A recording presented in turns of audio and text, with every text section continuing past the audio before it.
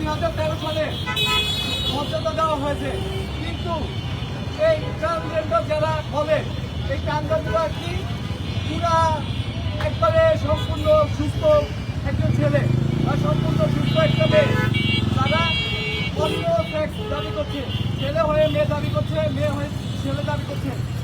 আপনারাই বলুন, যদি কেউ বাংলাদেশে ওরা যদি কেউ নিজেকে শাহরুখ খান দাবি করে, তাহলে কি ওদের কি হলিউডে কখনো কি শাহরুখ খান হিসেবে স্বীকৃত করবে?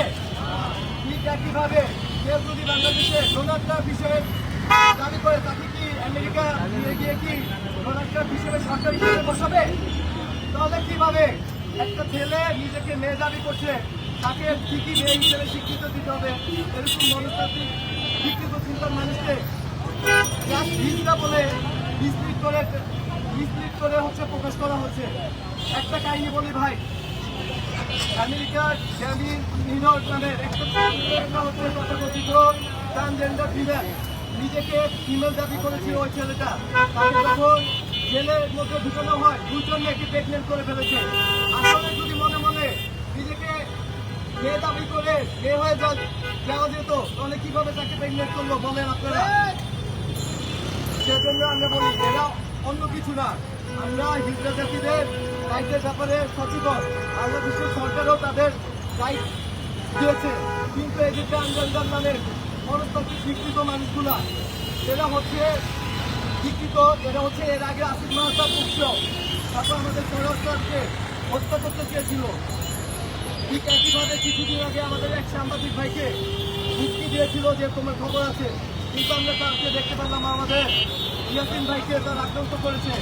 আর কতদিন আমরা এগুলো দেখবো? আপনারা জানেন ট্রান্সজেন্ডার বাংলাদেশের প্যানেল কোডে 387 ধারায় আনন্যাচারাল লাস্ট হিসেবে 10 বছরের সাজা বিধান আছে। তাহলে কিভাবে এইসব মানুষ প্রত্যেক শুক্রবার এই আমাদের শাহবাগ, যেটাকে আমরা হাতি চত্বর বলি, এখানে এসে এইসব বিকৃত মনস্তাত্ত্বিক জিনিস ছড়ায় আর আমাদের ভবিষ্যৎকে অন্ধকার করার চেষ্টা করছে। পরিশেষে বলতে চাই আমাদের সরকারকে, দেখুন আমরা আমাদের এই দেশের আইনের প্রতি শ্রদ্ধাশীল, কিন্তু আমাদের ভবিষ্যতের জন্য আমরা আজকে নেমেছি।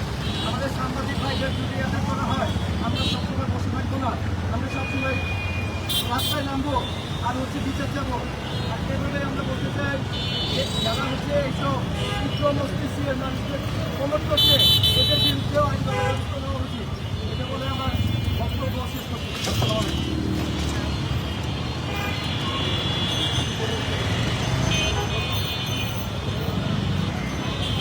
প্রিয় ভাইকে, আমরা যারা বাংলাদেশে রয়েছি, আমরা শিক্ষাকে মানুষকে সম্মান করি, সম্মান করি।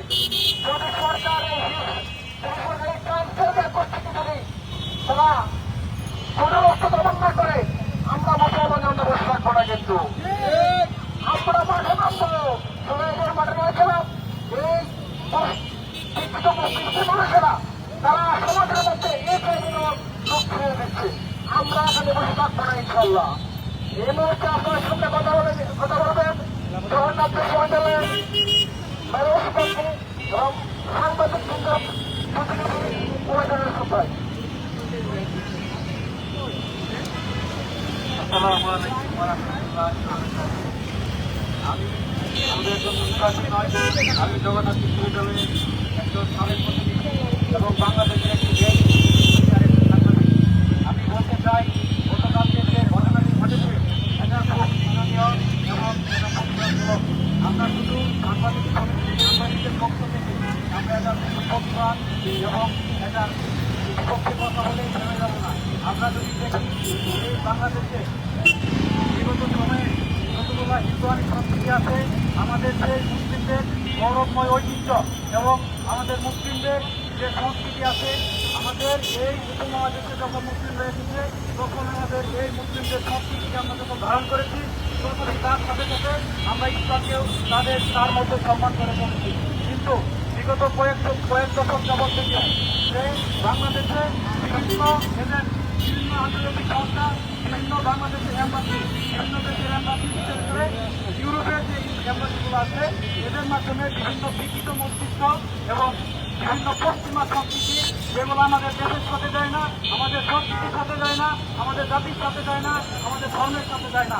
আপনারা জেনে রাখবেন, শুধু এই আন্দোলন আমাদের এইখান থেকে আমি করবো না। আমাদের ঢাকা ইউনিভার্সিটিতে যখন আমাদের আর্থিক কর্মস থাকে, উচ্চ থাকে, যখন তারাই বিভিন্নভাবে তাকে যখন চাকরিচ্যুত করার চেষ্টা করলো, এবং আমাদের এখানে ঢাকা হাসপাতালকে যখন তারা বিভিন্নভাবে হেনস্থা করার চেষ্টা করলো, তাদের এই গভীর ষড়যন্ত্র থেকে আমরা কিন্তু দেখে আসছি। এবং আপনারা জেনে আরো বেশি অবাক হবেন যে বাংলাদেশের কিছু রাষ্ট্রীয় এম্বাসি আছে, বিশেষ করে ফ্রান্স এম্বাসি, ইটালিয়ান এম্বাসি, এবং এদের মধ্যে কিছু এম্বাসি তাদেরকে সরাসরি ফাইন্যান্সিয়াল সাপোর্ট করছে, তাদেরকে সাপোর্ট করছে, তাদেরকে প্রশাসনকে সাপোর্ট করছে।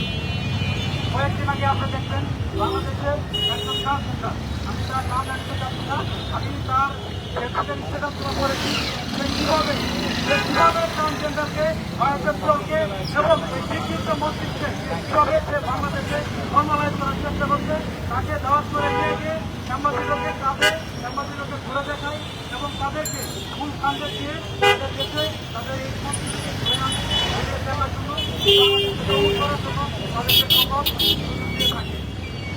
আমরা শুধু একটা কথাই বলবো, এই ট্রান্সজেন্ডার আমাদের কাছে নতুন মনে হলো, এই LGBTQ এই শব্দগুলো আমাদের কাছে নতুন মনে হলো, আমরা যদি এই পূর্বের ইতিহাসগুলো দেখি, এটার পূর্বের ইতিহাস আমাদের মুসলিম, আমাদের ইসলাম আমাদেরকে সবার আগে শিখিয়েছে।